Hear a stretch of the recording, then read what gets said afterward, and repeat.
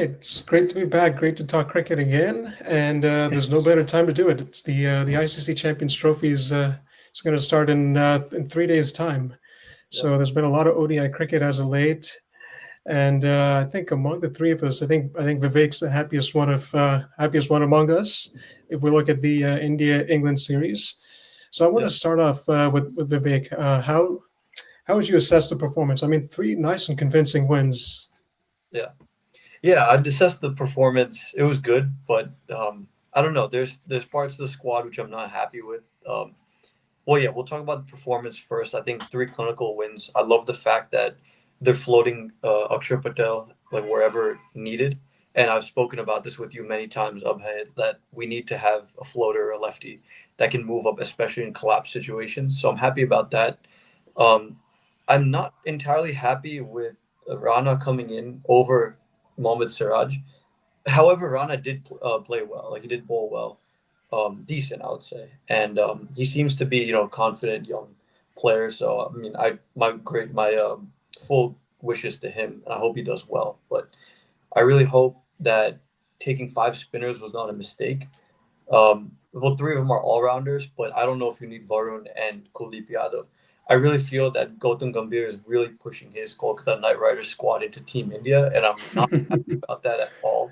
Like I don't. I think that's such a conflict of interest, and I really think Siraj should have been in there because it's eerily similar to what happened in 2021, where you have Varun Chakravarti in the squad. You play Pakistan, New Zealand. It's in Dubai, and it seems like it's all like happening. The same exact thing is happening. So let's see. It was convincing wins, but India winning ODIs in India is to me something that's gonna happen all the time. I'm not convinced. Let's see how we go in the Champions Trophy. Yeah, but then again, the momentum it can definitely go a long way. But as you said, there's definitely been quite a bit of a KKR flavor. But then again, there's been some time has gone by, so maybe some of the players are better than they used to be like 2 3 years ago. But as you said, the jury's out. So I think I think this is a good time to dive right into the squad assessment. So I can pull it up on my screen real quick. Mhm. Um, yeah, I've got the wiki page right here. So I've got a question for Jason.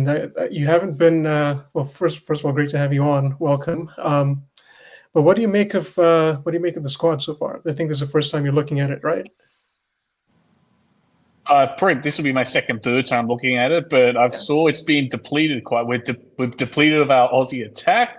The Mhm. backup did creditably from like I said, haven't really watched the games, but looking at the stats, the bowling lineup's done creditably, but they did sort of let us slip in the first game, like without having that experience with Asalanka pretty much going on the attack, Malinga just Hmm. hanging around. They weren't able to finish off that innings. But the problem is going to be really the batting. I just feel like there's a bit too much.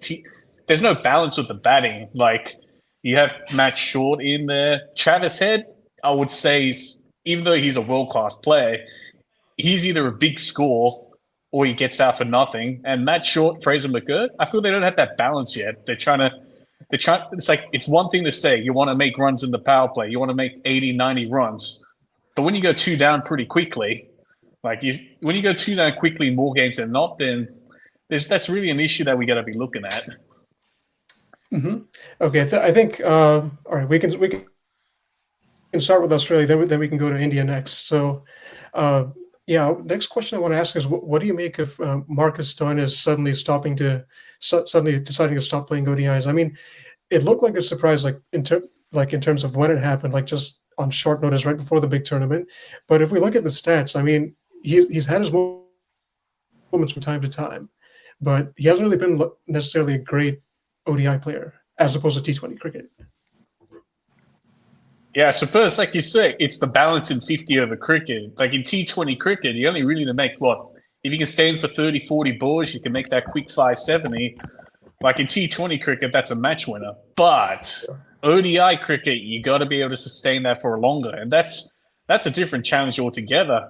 I mean, if you look back at Prime England, let's say 2017-18, Roy Bairstow, not only did they have that firepower, but they they still had that knack of being able just to play out in innings and being able to stay into that 25, 30 over mark to be able to set up the foundation for everybody else. And I think I was telling Vivek, now that a lot of key guys are absent for Australia, this is the first time like in a while they're looking like underdogs. I mean, I don't think any of us are used to seeing a situation like that, especially with Australia. And top that off with, I think Matt Kuhneman got caught for suspect action during the test against Sri Lanka. So at least like in the last couple of weeks, quite a few things have been going wrong. But as Vivek and I were discussing the other day, this could be motivating. So what do you say there, Vivek? You see the smile on my face? Mm-hmm. But I think that the bowling has been depleted, but you just cannot keep Australia out. Like I don't care that they don't have their frontline bowlers. I still think that we could very well see an India-Australia final again. So, but that being said, yeah, I do see where everyone's coming from. It's going to be a very inexperienced bowling attack. I think who are the replacement bowlers? I actually can't see that right now, but I think Spencer Johnson, Sean Abbott is there, Nathan Ellis is there. okay. Hardy's going to be bowling quite a bit as well. Mm-hmm. I'm surprised they haven't included Xavier Bartlett because he can swing the ball early in the overs. He can get you those early breakthroughs. I just feel like with Abbott, he does get whacked around for runs quite a bit. Right. So for him to perform well, I feel like he's going to have to rely on his first class skills because he's done really well in Shield cricket lately. Mm-hmm. Yeah. I mean, this could be a great opportunity for them to actually come out on the big stage for an ICC tournament because we've had the three, Stark, Cummins, and Hazelwood, for like every ICC tournament that I can remember since like 2015, I guess. So this could be like a blessing in disguise where you just have, this is the transition phase where you have three replacements come in. But yeah, let's see. I mean, there's no predicting that. I did have a question for you though, Jason, about Dave Warner. So I remember when he retired, I think last year, he said that if available, or if Australia needs me, then I would open the batting. And what do you think about that? Because right now, I think that with your frontline bowling gone, I know Dave Warner is opening batsman, but I think you need more experienced players in the team. And you were speaking about the weakness in their batting. So do you think that he could have taken a spot in this squad?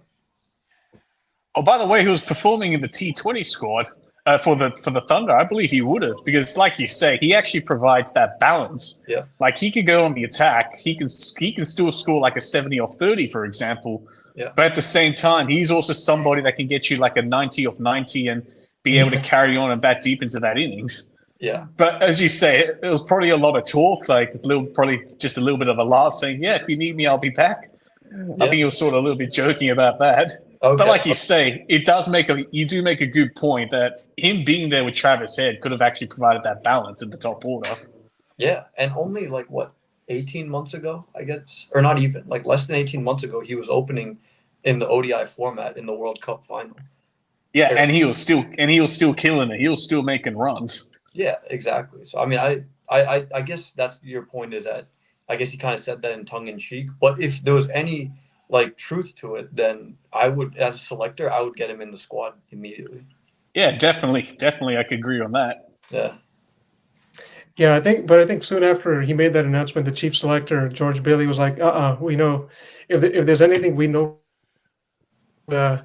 Warner's not going to be involved going forward. Like once he announces retirement, he's absolutely done with international cricket, at least according to us. Yeah. Right? Yeah. But I think in spite of a lot of these key guys not being here, I think when it comes to the all-around balance, lots of choices here. I mean, you have Matt Short who can bowl a bit of off spin. In addition to Glenn Maxwell, even Travis Head can bowl a bit, and obviously some more all-around options in Hardy and Abbott. Yeah. So I think there's more than just a decent outside chance, and I think the situation, it could possibly bring about high quality cricket from these guys. Yeah. Yeah, absolutely. We can't count Australia out because they're known for performing on that big stage. Yeah, absolutely. Mm-hmm. I mean, they came in, well, they always come in and win big tournaments. But last time they were in Dubai for a big ICC tournament, they won it. And no one thought that they would in that tournament as well. So, Right, but then at the same time, they were expected to win the home World Cup, and they didn't. I remember. I don't think they made it out of the group stage. Yeah, that's true. But actually, Mhm. yeah, I would say that Australian T20 has not been living up to like what we would expect it to be. Like I think that's 2 World Cups in a row now that didn't make it out. I think maybe they need to change up their the way they play the game in T20 a little bit, because they are a very strong team. But I would actually, since that World Cup win in Dubai, where the pitches were extremely flat, they didn't make it out in Australia and in West Indies now.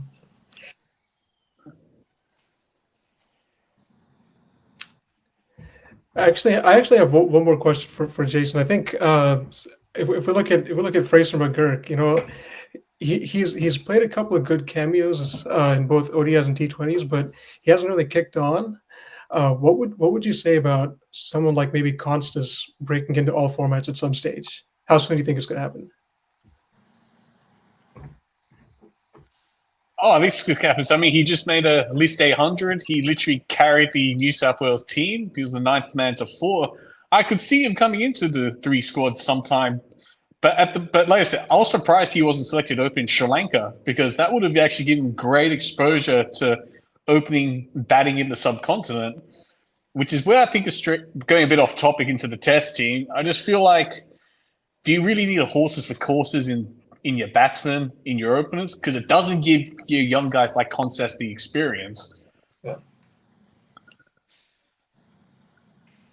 I mean, I don't think you need that. Mm-hmm. Yeah, that is very true. Yeah, exactly. I don't think they need that. And we saw that not even just the subcontinent, but in the Border Gavaskar series. Like Constas is, I think, 50 in his on debut. That threw off the Indian attack on that first innings, and that's up the match. So, and especially when you have a middle order which has Labuschagne, Head, Smith, then yeah, I mean, you don't need a horses for courses type opener. Right, but like you said, those some of the shots he played against Boomer, especially, that was just like fascinating to see. But at the same time, he did get a couple. There was a couple of silly dismissals in the Sydney Test, especially that second innings, just trying to play a big off drive. And he just skied it into the air. Yeah, that's again where experience comes into play. You just got to find that balance between. It's like, yes, you could play that way, but you gotta choose the right moment to play those shots. Yeah, that's true.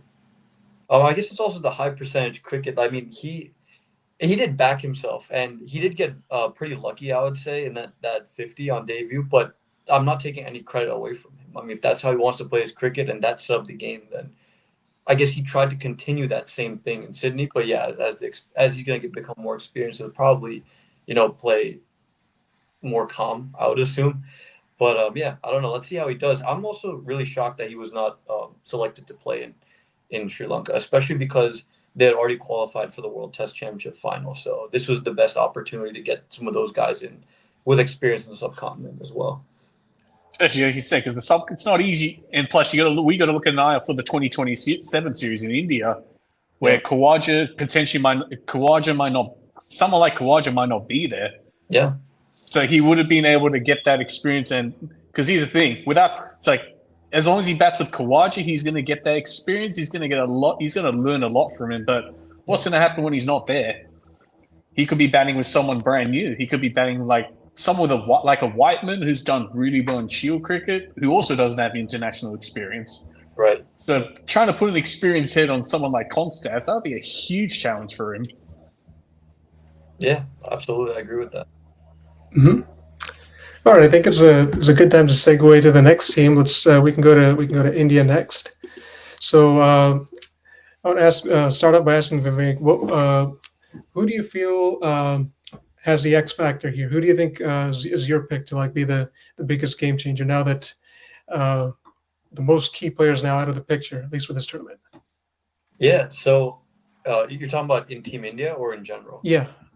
So we just finished with Australia. Now we're going to India. Okay. Yeah. So no one. I'm looking at all these interviews. Like I think Yuvraj Singh and Shahid Afridi, they all did these shows, and everyone's talking about like Pant. Someone said Chakravarti, but everyone just seems to overlook Akshar Patel, and that's going to be my game changer this tournament. I know there's going to be situations where India is going to collapse, at least in one of the 3 group games, if not in the semifinal or final, knock on wood. And that's where Akshar Patel is going to be key when they push him up the order and have him stabilize the innings. So I think that's going to be the key factor. He's a great fielder. We saw him take some amazing catches throughout the T20 World Cup 2024, and he can roll his arm over as well and bowl some quick overs. So I think he's going to be the X factor for Team India. So do you reckon with Axar Patel being in that squad, do you think Jadeja should still be playing that first 11 in terms of providing that balance? Because, like I said, they're two similar left-arm spinners, and they provide a similar kind of batting approach. So would you still play both of them in the 11? Yeah, great question. That's something that I'm trying to figure out as well. I think it's going to be just based on the conditions. If you want to go with two of the same player, and then a wrist spinner, and then two fast bowlers. But I think right now, I think the formula that India is looking at is having both Akshar and Jadeja along with Hardik Pandya, and then two fast bowlers and one wrist spinner. So yeah, I'm happy with keeping both of them doing the same thing because they are similar bowlers, but they are pretty different as well in their approach. Akshar's a little quicker. He has more round action, kind of. The ball follows you as if you're a lefty. If you're a righty batsman, it just comes into you, and it skids a little bit with his bowling. And so yeah, I think that Akshar and I'd say Akshar and Hardik are the two all-rounders. If I had to pick 2 out of 3, and Jadeja has a little bit of edge over Washington Sundar at the moment. Okay, because so oh yeah, I was going to mention ask real quick, Vivek, who would be in your 7 through 11? Yeah, so then let me just do the whole thing because I'm getting the numbers. So so Rohit Sharma and Gill, so that's 2. Virat Kohli, Shreyas Iyer, KL Rahul or Pant. It's probably gonna be KL Rahul, but so that's 5. And then you have Hardik, Akshar, Jadeja. That's 8. And then you have a wrist spinner and then 2 fast bowlers. So the wrist spinner, I would still go with Kuldeep Yadav over Varun Chakravarti. And then in terms of 2 fast bowlers, it's going to be Shami, and I would go Arshdeep for the 2 because I think Arshdeep can kind of play the Bumrah role in the death overs. And I just don't trust Harshit Rana yet in an ICC tournament. Okay, Jason, what was your question? Yeah, I was going to talk about Jadeja's recent batting. He will be able to get into that team. He probably would be able to get into that ODI team on his batting alone. Yeah. Like even though most of his batting heroics had come in Test cricket, he could quite easily transition that into one day. And like you say, he's only probably going to bowl when the conditions suit. Like he said, he might not even bowl at all. Yeah, exactly. Yeah, so he's definitely in the team as well. I don't see Varun or Washington making it right now, but let's see. With Gautam Gambhir as coach, he might put Varun in and just over Kuldeep. Anyone you feel was a bit unfortunate to miss out apart from Siraj? I don't think so. Actually, I think this is I think this is fine. Apart from Siraj, yeah. So I know people are talking about Karun Nair, and I know he's doing really well in domestic cricket, but you can't just score tons in domestic cricket in Test matches and then expect to get an ODI call up. He's definitely it's been injustice, like what's happened to him, but I don't think he was even in the mix. Although I think they named him as a reserve.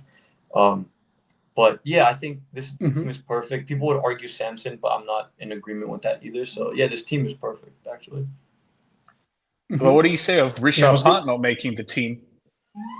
Well, he as in the 11, I think it's just unfortunate because of his injury. He hasn't been able to stabilize his squad, his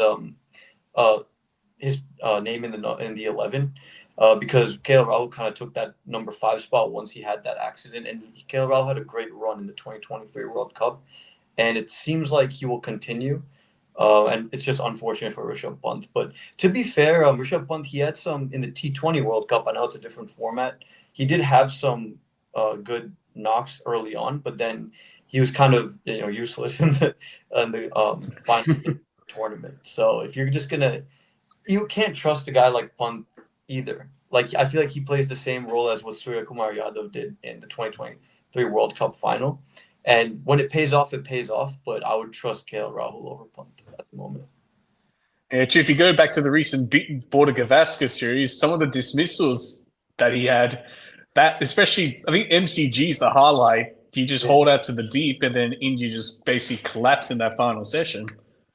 Yeah, exactly. I mean, we were cruising towards a draw in that match, and you can argue that Punt's wicket was, it was the what like felt like the dominoes fall from there. So was really disappointed with that, and I'm also torn on how to judge that, because if it pays off, it pays off really well, like as we saw in the last Test match.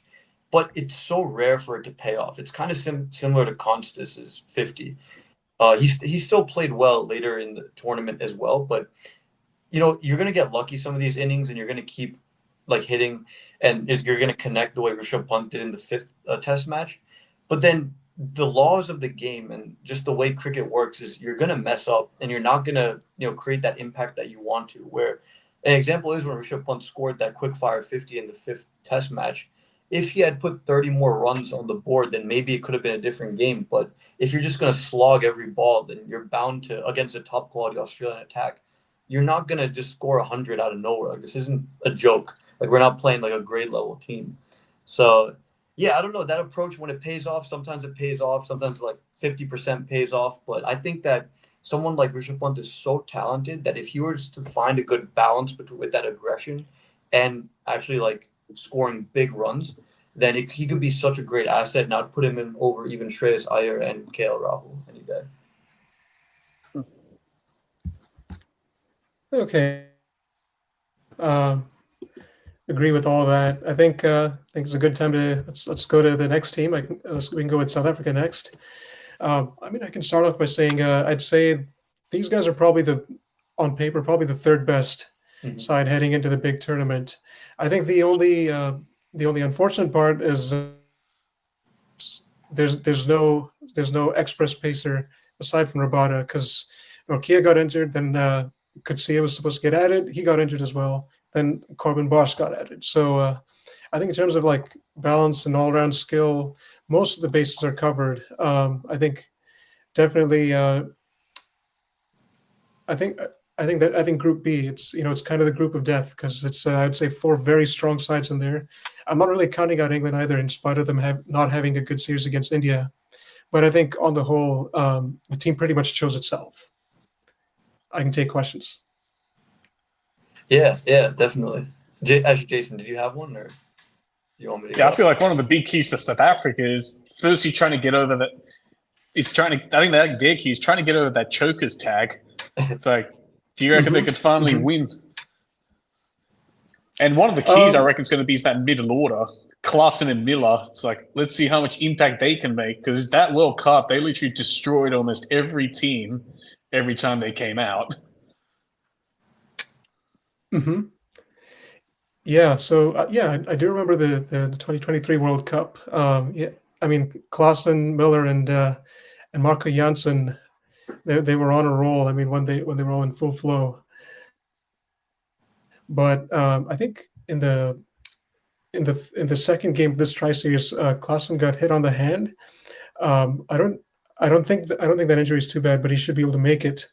But let's see. I think if there's any positive from the tri-series, I think Bavuma's back among the runs. He hit 80 something. So did I think Matthew Britsky looks a good talent. He was unfortunate not to make it, but then again, he only played his first couple of games now. So I wouldn't say like these guys are red hot favorites per se, but I would say a reasonably good chance. Okay. And I have a question for you. So I don't remember exactly how Aiden Markram did in the tri-series, but I know we always didn't play KL Rahul in this, where he looks so good and then he just gets out in like the 25, 30s. So is Markram's form a concern for you? I would say, yeah, a little bit. I mean, the only like real practice he's had prior to this is the SA20, and that's a different format. Yeah. So I think the thing that was kind of messed up was like the end of the SA20 kind of coincided with this tri-series. So as a result, so many new guys got chosen. But I think Yeah, it'll be nice to see him back among the wrong runs. I mean, I told you the other day it's Gill in Test cricket, then it's Aiden Markram in all formats, and it's Kusal Mendes as well. Like Yeah. hands down, three of the most frustrating players to watch. I mean, they Yeah. do well to score like a quick 25 or 30, only to do something stupid and get out. Yeah, I know it's frustrating to see. And I know you said the squad pretty much picked itself, but do you see anyone that missed out that you would like to have in the squad? Well, now I have the benefit of hindsight. I guess I could say Matthew Britsky, but Okay. he had never played any ODIs before this tri series, so I can't really make like a proper case for him. Okay. hmm And what happened to Tristan Stubbs? Is he in the, no, not Tristan Stubbs. Who's the other guy? Oh no, he's in there. Yeah. Yeah, Dewald Brevis. What happened to him? Well, he's never played an ODI before, and I think he did play a couple of T20s, didn't do well. I think his best bet to get back in the international stages is through T20s, and if he does well there, maybe ODIs. Okay. But I think he's right around the corner. He'll get his chances. Okay. Yeah. Okay. Now we can go. I think we can go to New Zealand next. I'd say these guys are the second best in terms of balance. I mean, What a squad. I know, yeah, what a squad, and they have the momentum too. I mean, they just lifted the trophy like a couple days ago. Yeah. It was an unbelievable performance. They convincingly beat Pakistan, and I think aside from obviously Ben Sears not being available, all the other guys are there. They're all fit and firing, and yeah, let's Vivek, let's get your insight first. Yeah, I mean, it's so impressive that New Zealand they have 8, I think, first class teams in Mhm. the country of, I don't know what their population is, but it's tiny. It's like 5 million, I think. Yeah, how much? 5 million. 5 million. That's crazy. And they're able to put together just like 15 athletes, just like freak athletes, which are just so skilled. And I think, yeah, the team is so well balanced. Your middle order is balanced. You have Glenn Phillips, I think, coming in at 7. And I'm looking at the squads I have up on my monitor here. And then I think Lockie Ferguson is going to be a miss, or he's injured right now, right? He's in the squad. He's in the squad though, right? Yeah, he's in the squad. Okay. So then, yeah, Mitch Santner, he's just growing from strength to strength. I'm just reading the team: Bracewell, Chapman, Conway, Lockie Ferguson, Henry, Latham, Daryl Mitchell. You have Daryl Mitchell and Glenn Phillips, I think, batting the lower middle order. You have Rachin Ravindra at 3, Kane Williamson at 4. Like, this team is coming here like extremely strong, extremely well balanced. So I would, if there's one team that I'm afraid of right now in the tournament, it's going to be New Zealand. Because in recent times, you just can't estimate those guys because they always seem to shine. They just find a way. Like I say, they don't have the most talented players, but they just find a way to be able to they just find a way to be able to compete. Yeah, that's a great way to put it. I think them and Australia, but Australia obviously is way more skilled, but those two teams just find ways to win. Like, you'll be in a situation where it's seemingly not possible, and they just fight. And it's just in their the DNA, or like in the culture of the cricket that they play. They just keep fighting and they find a way. So yeah, I mean, New Zealand is looking too good, and as an Indian fan specifically, like, they have given us nightmares in the recent past in ICC tournament. So, and they're in our group. So let's see what happens.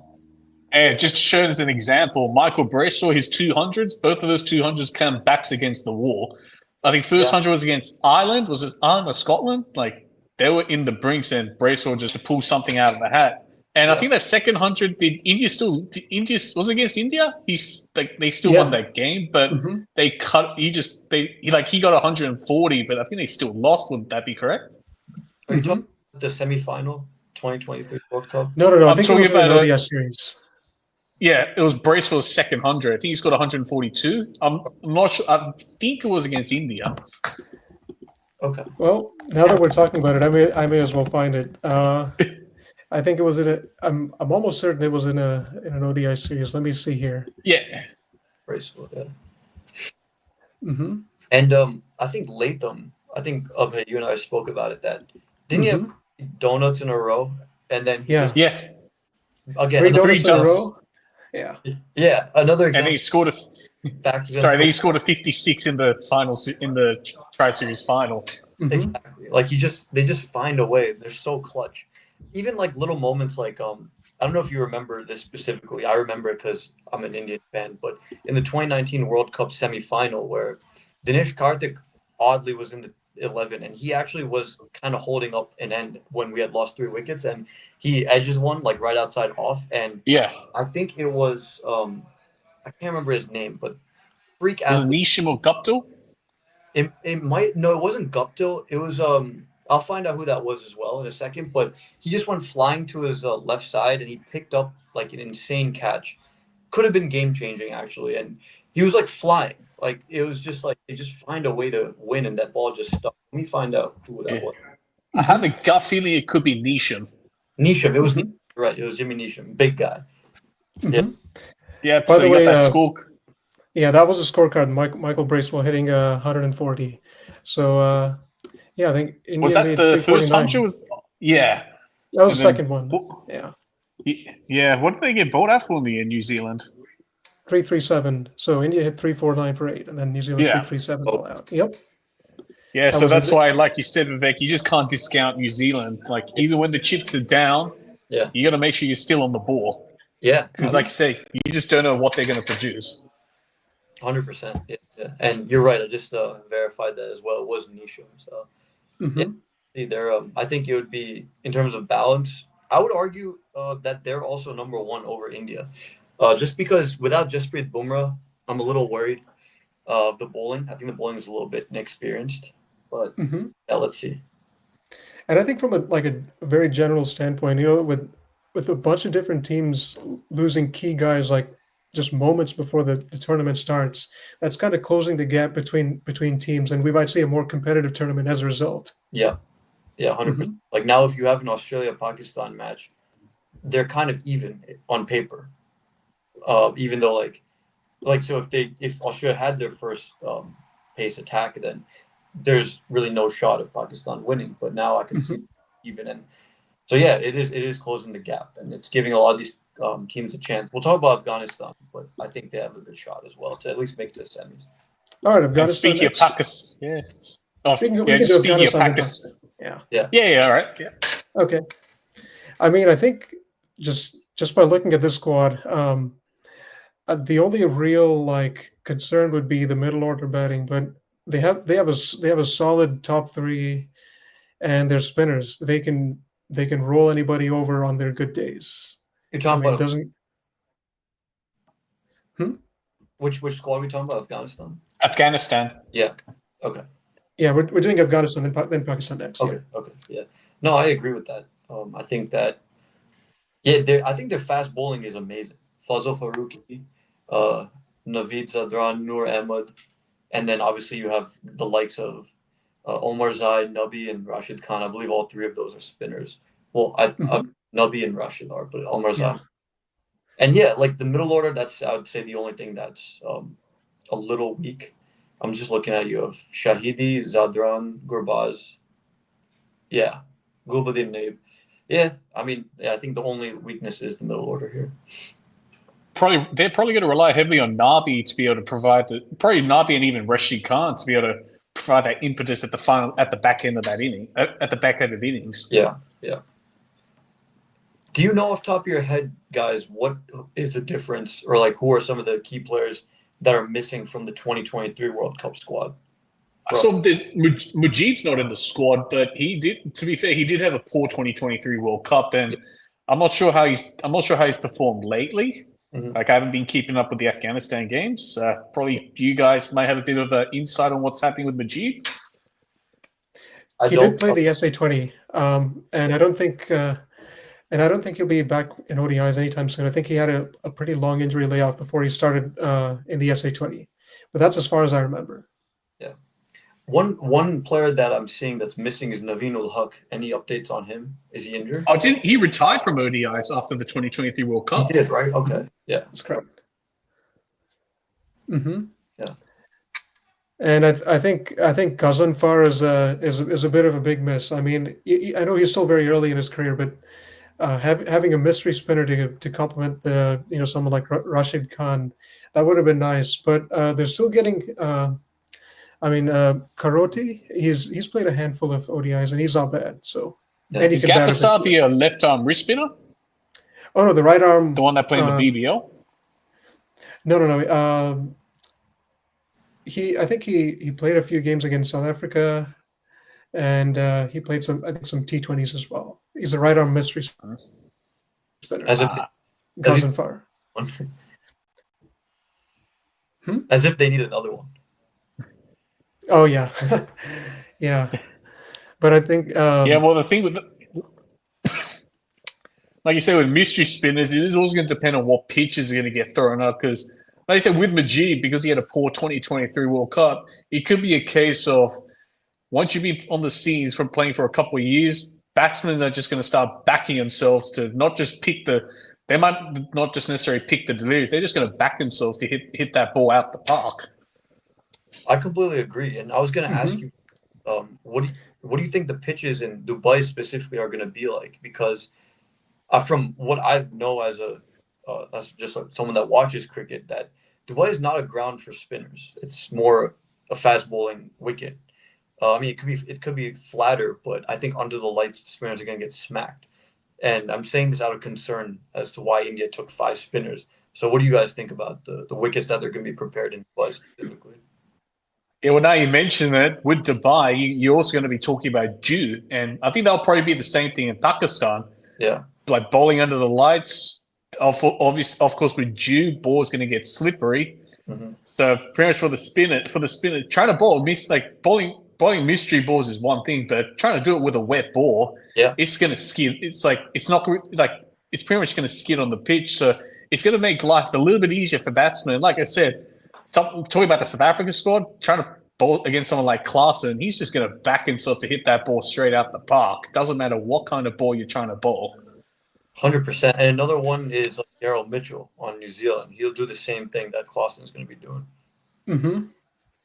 I think when it comes to the mystery spinners, like when they first arrive at the scene, they bring this X factor, the quote unquote mystery factor, and then as time goes on, batters learn how to play this mystery spinner, as Jason mentioned, and then it's sort of a cat and mouse thing going on. Like now that the batters have figured it out, you got to come up with something new. And then that starts to work for a short period of time, only for the batters to catch up. So it's kind of this cycle going on. Yeah, because like you say, especially in the ODI cricket which you're playing nowadays, because of what the batsmen are doing in T20 cricket, like we all say, they're just going to back themselves. Yeah, because teams are batting till 8.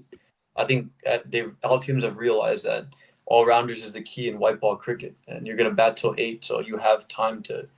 Well, you can bat at the level or at the pace that you want to, and just get going from the first power play. And especially because you also got 10 overs to bowl, batsmen can just take their time just that little bit longer, bat up maybe those first 2-3 overs. Yeah, and then like I said earlier, they're going to back themselves. After that, they're just going to go for it. Yeah, absolutely. You have more than enough time to make up for even like a first 10 overs in total, like maybe 40 runs in the first 10 overs. Yeah, because I feel like that's probably what ODI cricket's looking at in this era. Like there's more dot balls in the middle, not as many singles, but you're seeing a lot more sixes getting hit up. You're seeing a lot more sixes being hit in those middle periods. Yeah, It's really stand and deliver. That's what it is in the middle orders. Mm-hmm. And now that we talk about mystery spinners and the mystery aspect in itself, good time to go look at Pakistan. And if you can believe it, they're the defending champs of this trophy. It's been almost 8 years, some rather interesting selections.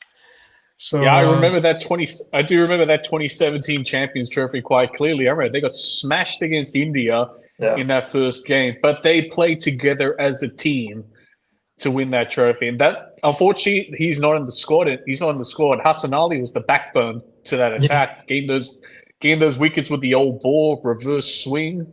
Yeah. Sorry, but I got to mention that South Africa, and he absolutely killed your middle order in that game in 2017. Who wouldn't forget that? But yeah, I think if we look at the squad, if we look at the squad, I feel like there are quite a few inexperienced guys who are getting thrown into the deep end here. So, I mean, some of them coming back after a while.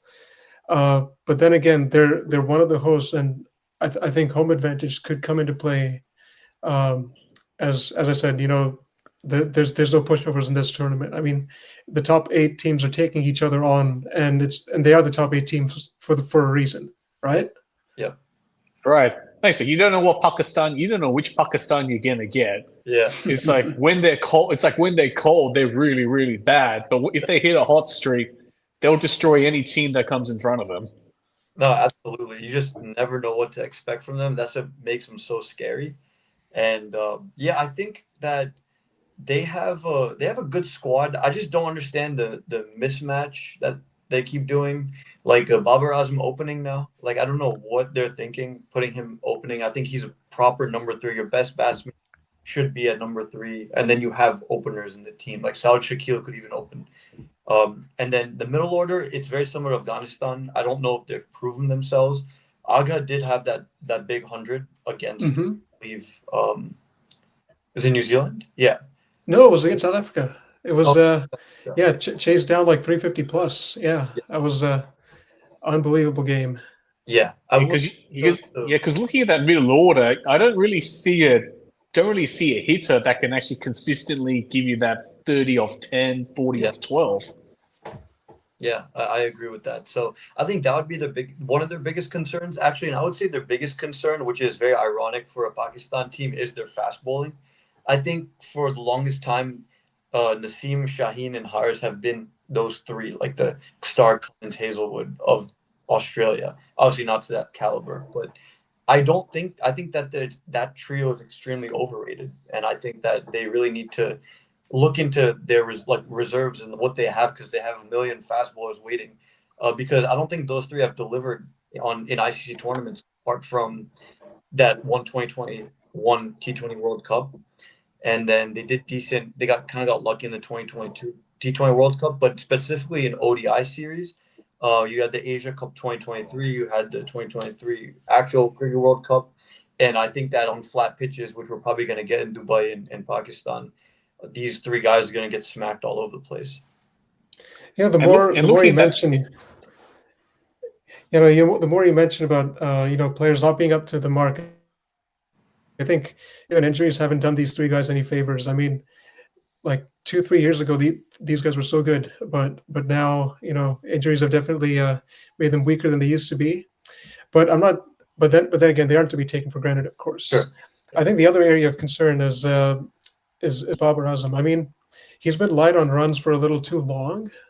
I don't think it helps that he's now opening the batting. I think they probably missed a trick by not choosing another opener, maybe someone like Imam ul Haq. I mean, I know he gets a lot of criticism because, some people call him like a product of nepotism, but he has a good record in this format.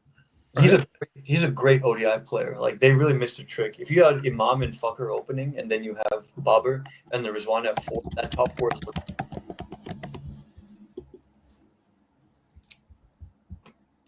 Jason, what do you say? Yeah, I sort of agree with that. Like you say, he gets criticized for batting. You say he gets criticized for batting slow, but there's a reason why he does play that way. It actually complements Fakhar Zaman in a way, because it allows Fakhar Zaman, just allow him to express himself. And like you say, if there's a bit of a collapse, you at least have someone that you can rely on. But with no other, I would say, no other opener there, it's like, who can you rely on to bat through the innings? That's where they probably also miss Ayub, because I see Ayub's also not on the squad as well, and he's injured. He's injured. He's injured. Yeah. Then like you say, it sort of highlights why Imam ul Haq being missing from that squad sort of exposes what the batting's going to be looking like potentially in this tournament. Mm-hmm. Absolutely. Okay, I think. Okay, next team or. I just wanted to agree with you on Babar. I think his last 100 in any format was 153, something like that, or 51 against Nepal in the 2020 Cup. And it's been I think a year and a half now since that, or a little more than that, actually. We're in 2025 February. And he also looks so good. He gets these 20s and 30s. Is he not able to convert into bigger scores? And I don't. And then I think that one, just the superstar culture, or like making him, fast tracking him to be like in the Fab Five or whatever that they say. I think that's probably just playing in on his head. Just switching him around in the batting order is also just messing with his game. So yeah, it's an area of concern for Babar Azam, for Pakistan, that Babar Azam is not scoring those big runs because you don't have that anchor. Like if you want one guy to bat at 3 and take the team through, which he's opening now, which is another blunder. But if you want one guy to be doing that for your team, it's going to be your best player, and Babar Azam is the best player Pakistan has, or batsman that they have for sure, like by far, if he is to play to his full potential. Yeah, couldn't have said that better myself. And just lastly, looking at Pakistan's middle order, you're also looking at a situation, if they get like 4 or 5 down early, none of their bowlers really have any batting ability. So if they get 5 down, 6 down early, you're going to be looking at an all-out collapse quite quickly. 100%. I would only say that Shaheen has actually smacked a few around in the past, but apart from that, no one else can in the lower order, or in the bowlers can bat, and they're going to collapse quick. And we've seen that a lot, where we've seen the middle order collapse in patches. Like your wickets, like you have a good stand, and then 2 or 3 fall really quick, and then it's like you're all out for a low score. That's right. So all it's right, like, do you bring Fahim? So lastly, it's like, do you bring Fahim Ashraf into that squad, whose bowling impact's not as great as the specialists, but at the same time, he's had his moments with the bat but hasn't really performed consistently. So that's another balancing act that Pakistan might have to think about. It's like, do you want that batting ability, or do you just go all out, go with a bowler that's going to get you those wickets? I think Fahim's going to have to play. I mean, I think when it comes to balance, they haven't really got it spot on just yet. I think they could definitely do with an all-rounder. He may or may not be great, but I think he does offer something with bat and ball, and as a result, he may get in the playing 11 because of that. Yeah, and really quick, what are your thoughts on like having 1 or 2 specialty spinners in the team? Because I think if I'm looking at Pakistan's team, right, they just have Abrar Ahmed, but you have more in every other team. So is 1 enough? And would Abrar even make the 11? Jason, I'll go after you. I need a moment to think. Same. I'm sort of thinking as well. Like you said, and here's the thing: has he been a bit injury prone lately as well, Abrar? I think so. Yeah, so if he goes down, who do you call? Because you can't really rely on Salman Ali Agha to bowl you 10 impactful overs. Like, it's one thing to have him bowl, but you need a spinner that can actually make an impact, get you those wickets. And like I said, I'm just thinking of who you can name. I can't really think of any names that could really jump into this squad. They have that guy with the mustache. I can't remember his name. Sajid Khan? Oh, yes. Yeah, but he's an ODI player. Yeah, you can say the same for Noman Ali as well, but can they make an impact in ODIs where you're going to be looking at flat pitches? Yeah. Well, that's what I'm trying to figure out, because I don't know myself, is we're looking at 2 different schools of thought. Like, I know that Pakistan's going to play mostly in Pakistan, but they have a match in Dubai against India, and potentially a final or semi-final in Dubai. So, well, a final. It wouldn't be a semi. But you have India that's gone with 2 specialty spinners and 3 all-rounder spinners.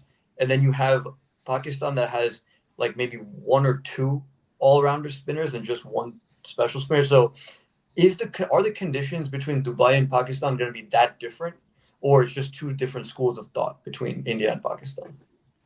Because like you just said, they selected 1. They got 4 specialist seamers and Fahim Ashraf. So it looks like they're going to be back in their pack. But like you say, what pitches are they going to be producing? Because like I said, they're hosting this final, so they're probably going to want to dictate what pitches are going to be laid out. But the problem is, you lay out flat pitches, you see out those bowlers for 2-3 overs, they're going to get smashed. 100%. So going to get old. They're really going to need to look at producing pitches that have a little bit of spice in it. But at the same time, what's it going to do for their batting lineup? But that's not just Pakistan; that's everybody. Yeah, Is what, like I said, what pitches are going to get produced? yeah. Hmm. Okay, I think we can go to okay, two more teams left. Let's get it done. England. I think. Wow, I'm kind of at a loss for words for England. I mean, a lot of things have been going wrong for them lately. I mean, just looking at the ODIs, I know Vivek's smiling right there, especially after that 4-1 smashing well, the 3-0. Sorry, 4-1 was T20s. Yeah. But I mean, they have some seriously good players in there. I think the plans are kind of all over the place. Agreed. Yeah, because I see there's Chris Wokes isn't there. Right, Mark Wood's injury prone. Is Archer coming back from injury? So, like you said, a lot of questions to ask. It's like who's going to open? Who's going to be that middle order? I think they have Joe Root. Yeah. Okay. So Mhm. Yeah, so Joe Root he'll slot in back at 3, as we'll see. Brooke will slot in at 4, but Brooks, you can see he's still trying to find his feet in ODIs. yeah. Right. Because it's different playing a test match where you can play your shots and all the fielders are up, you can play it in the gaps. But when you have more fielders out, when you play those shots, you got to be wary that you're going to need to rotate the strike. You're probably going to be more often than not rotating the strike than actually finding those boundaries. Yeah. 100%. And I think, yeah, as you said, okay, like they on paper, this team looks good. Like you have some big names, but they've just been not in the best form. Like Josh Butler himself, he hasn't been scoring runs. Joe Root coming back right into the ODI team. Was he in the Mhm. 23 ODI team? Yeah, I think that was the last time he played ODI cricket. Okay. Oh wow. Obviously, they're missing Stokes because he's retired, but that's a big miss. And then you have, in terms of bowling, you have. Wait, also let me go back to the batting. I feel like you have a lot of openers. You have Salt, Yep.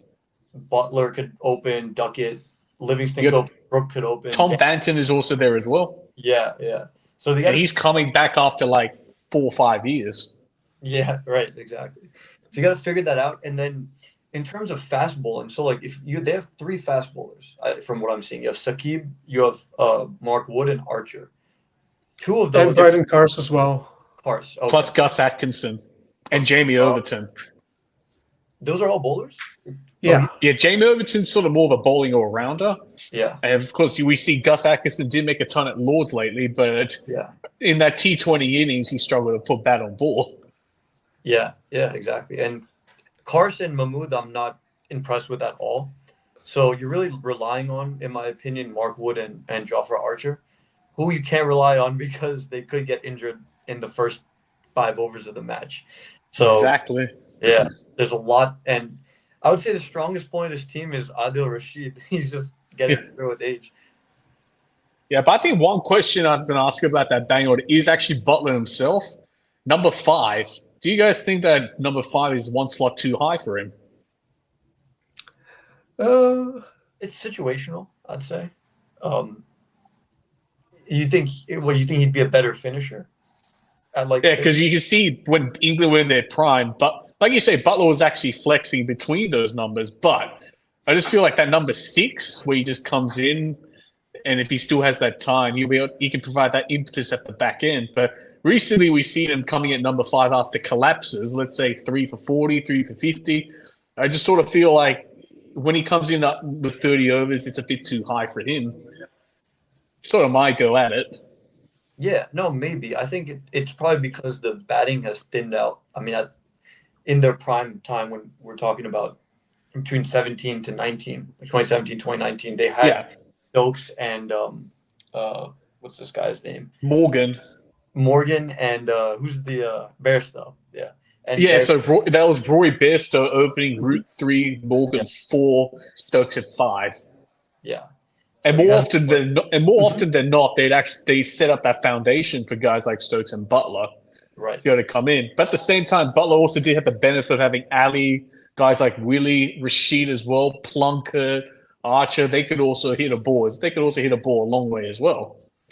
Exactly. So he's trying to fill, I guess, that role of setting it up for 6 and 7 to close out the innings. But yeah, I think the batting's looking kind of thin for him. at the same time, also just probably analyzing games, feels so more often than not, he's not going on to make a big innings. Like he can make a big impactful 30 off, like a 30 off 18, 40 off 23. But looking at it, he does seem to get out in the power play more often than not. 100%. I think he's like a specialist T20 player. I don't think he has a spot in this ODI team. Because like you say, it's a difference. It's like in T20, you can just hit it for 30 balls, but trying to sustain it in an ODI is a different challenge altogether. Yeah, 100%. Definitely. So I think England, they're looking like underdogs just on the back of recent form. But if everybody clicks, it could be like kind of a 2019 deja vu all over again. Yeah. Yeah, I'm I not can saying see they're that not back. like title contenders or anything, but they can definitely be a I can scary see- side on their good days. Yeah, like you say, if that batting clicks, you can look at them you can look at them making 400. Yep. Yep. Mhm. But if there's a collapse, you can see them getting out all out for 150. With not much in between. Well, we saw that a lot in the ODI series against India, where the starts were good. I think they were like 70, 80 for one, even 130, 40 for one, and then all out for 250, or like even under 200. So, yeah, there's, as you said, nothing in between. It's either like 400 or 200 for them. Mm-hmm. All right, and last but never the least, it's Bangladesh. There hasn't been too much talk about them, just mainly because they're well behind some of the other teams, just if we look at quality. But at the same time, I think some of the seamers could be a threat. I mean, they have Tuscan Ahmed and they have Nahid Rana. I mean, when I saw him bowl in the tests against Pakistan, in fact, they did the unthinkable. But now it's a different format, and maybe the underdog tag could help them. Who knows? Yeah. Is he an express fast bowler, Nahid Rana? Yeah. I haven't seen much 150 of him. plus. Yeah. Oh, he can get one. Yeah, like broad shoulders, just clean action, bowls quick. He was actually bowling very quick in the West Indies as well, which is dead. So he's an exciting talent.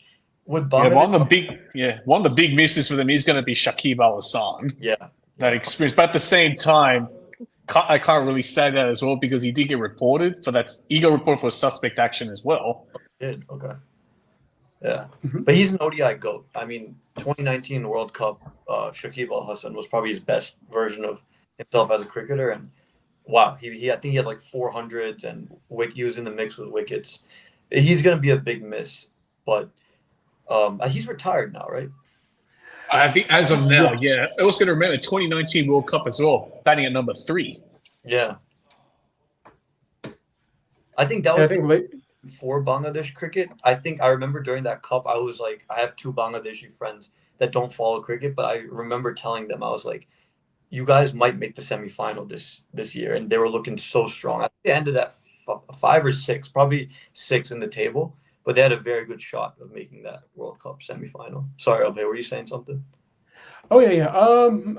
All I was saying was, I was just going to add on that Shakib's a big miss, but now I think he's kind of winding down. I mean, even in recent times, he hasn't really been like, so impactful. And then as Jason mentioned, once he got caught for the suspect action, everything was pretty much said and done. Plus, like, I think he was caught up in some case. I don't know too much about the details there, but that he was supposed to make like a test comeback in the series against South Africa. That didn't go as planned. I think for like practical purposes, he's pretty much done. Yeah. And Tamim Iqbal as well. I think this is his first tournament that he's playing since retirement.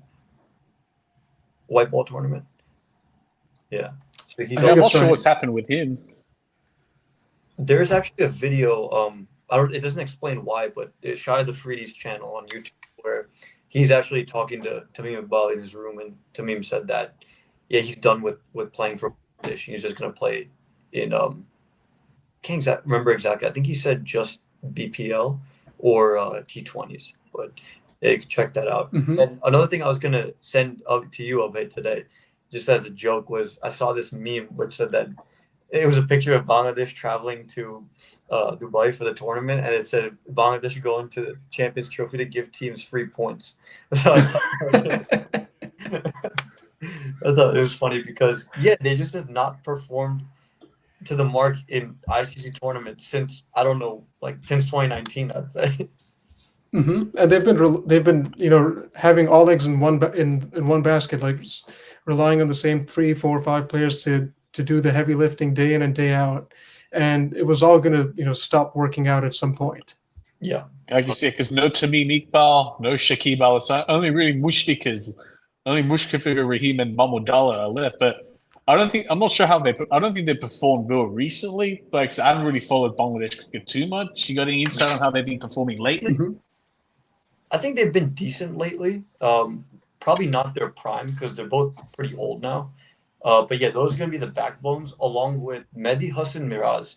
I've been very excited about this guy for a while, and he's had some glimpses of I'd say superstardom, but he hasn't always performed up to the mark. But I think those three, along with Mustafizur Rahman, because he's been in the team for a while, and I think he could kind of be a backbone of the bowling as well, along with actually Taskin Ahmed. There was a lot of hype around him in the 2015 World Cup, which is crazy. I think that was 10 years ago now.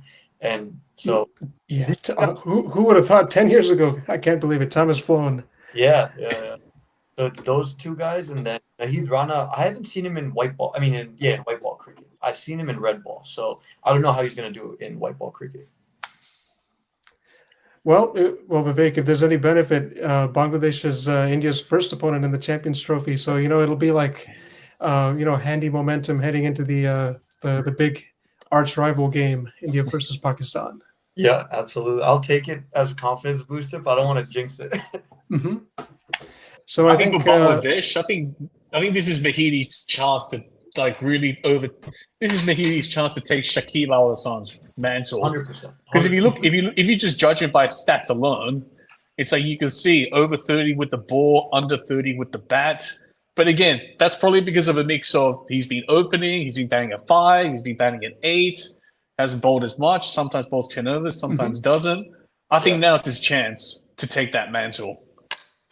I can't agree with that more. I think this is his shot to do that. Yeah, I've got to say, I'd say, Mehdi Hasan Miraz is my current favorite from Bangladesh, and as I think Jason makes a very good point. I think early on, if we look at his Test career, he was batting like 8 at 9 for quite a few games, and it was only like in the recent 3-4 years when his batting really started to click. So I don't think like the overall stats present the bigger picture 100% of the time. I mean, some players better in recent couple of years, and they just haven't had that chance. And I think that's the case with him. But I think all in all, when it comes to Bangladesh, expectations are low. They can just go out there. They can just be themselves. It's not like they're under massive pressure, but that could help them. Who knows? It'll be a good chance to see how their next gen. It'll be a good chance to see how their next gen clicks into place. I think it'll be exciting. I think Rishad Hussain will probably be a really exciting player to look for. He's a wrist spinner, which you don't see many of coming out of Bangladesh. And I remember he made one impact for innings in an ODI against Sri Lanka. I think he made a big, quick cameo, something like that. So I think he'll be one of the players to look for. Yep. So I think we've gone through all 8 squads. So I think it's a good time for quick closing thoughts. We can start with Vivek, then Jason, then finally myself. Okay. Yeah. So closing thoughts. I'll just say that I booked the semifinal ticket today. I woke up at 6 a.m. Eastern, and I got. So I'm excited. I'm going to be flying to Dubai in a week, or actually in 2 weeks. So I'm excited. I'm going to be there for the semifinal and final. So I'm taking a chance that India is going to make it. So knock on wood for them. Yeah, I think it's going to be a competitive tournament. The teams are now at level, a lot of them, because of some of these big players that are out of the tournament. And a quick question to end with you guys before your closing thoughts. Who's your top wicket taker and your top run scorer for both of you? Jason, you guys. Oh, I'm gonna have to have a quick think over that. That's gonna be tough. All right. Okay, I'm gonna say for most runs, I will go with Oh, wow, that is a tough one. I'm going to go with Kane Williamson for most runs, Okay. and most wickets. I will go with. Ooh, I'm going to go with Arshdeep Singh. Okay. I like that. Yeah, I think with runs, I'm going to just be a bit biased as an Aussie fan. I want Head. I'm going to go with Head, most runs. Yeah. In terms of wickets, that's going to be tough. I'm looking at condition. Ooh, that is a tough one. I might just be a bit biased. I'm going to stick with my Aussies. I'll go with Zamps to be top wicket taker. Okay. Well, that makes me How happy. about yourself? Yeah, that makes me happy because it makes me think that the wickets are going to be spin friendly. And looking at our squad, we have a spin. So I think in terms of most runs, I'm going to back Virat Kohli. There's bias to that, but if you look at every ICC tournament, I think literally every ICC tournament he's done well. Even the 2021 one where he had a 50 against Pakistan. And if there's one format where you can be secure that he's going to play well and it's 50 overs cricket, so I don't want to jinx it. So I'd say Virat Kohli as the top run scorer. And I'm with you guys. Top wicket taker is so hard to tell. Like I was thinking about it as well. I would say maybe yeah, this one's tough. Let's see what we got in South Africa. Maybe Lungi. No, not Lungi. What's the KG? KG? Yeah, I'd go KG. Okay. Yeah. All right, Jason, your turn. Let's see some closing thoughts. Closing thoughts. Yeah, like Vivek said earlier, I think it's going to be a pretty closely contested tournament, like you guys have mentioned. A lot of key players out for a lot of teams. My closing thoughts going to be my bias with Australia. I just feel like if the batting can click and this ball, like I said, you cannot count Australia out of this tournament. If that batting clicks and those bowlers just find a way, they're going to be a great chance of winning this tournament. And for everybody else, again, it's like for you guys, South Africa, it's like can you counter the chokers tag? India, I'll probably may say the extent to the same thing for India. Yeah, that 2023 World Cup, you won every single game except that final. Yeah. So it's like winning those 10 is like winning all those group games. It's not going to matter. It's not going to matter for nothing if you can't make them. So I reckon it's going to be for every team. It's like who's going to have that momentum to get into that final and who's going to step up and perform to win that big trophy in the end. Yeah, absolutely. And I'll just say really quick to that. For Australia, it's if they make it out of the group stage, which they likely will, but if they do, then I don't see anyone stopping them apart from India on a good day. Because if you have a team like Australia in knockout matches, then they're more likely than not going to end up on top. So I think for Australia, it's just about surviving and making it through the group stage. And then from there, it's like default. If you're in a knockout match, you're going to make it. You're going to win. Yeah, and just to add in, I think this tournament is also going to be a great chance to see who the next gen of superstars is going to be. Who can step up. Again, like I said, who's going to step on the big stage? This is the chance for the next gen to show what they're made of. For sure. All right, and to close it out, I think first of all, before I share my closing thoughts, it was great that this all worked out. I mean, we've had an hour plus of solid cricket chat. I've been craving for that for a while. I think it's already been mentioned, but it's going to be a very hard fought tournament. Nobody can get counted out. I think. Some teams have some hurdles to get over, but I think if I had to make a prediction out there for the finalists, it could be India, New Zealand, could be India, South Africa. But as Jason said, Australia, regardless of the squad makeup, these are some seriously good players. Youth or experience. There's a lot of talent in there. With all things considered, it's definitely anyone's game. I think, given that it's only 3 games in the group stage for each team, one loss could be very, very costly. I think, with all that being said, I'm eagerly looking forward to it, and I think hopefully when the dust settles on this tournament, we can get back together again and analyze it once more. So it was great to have both of you on board.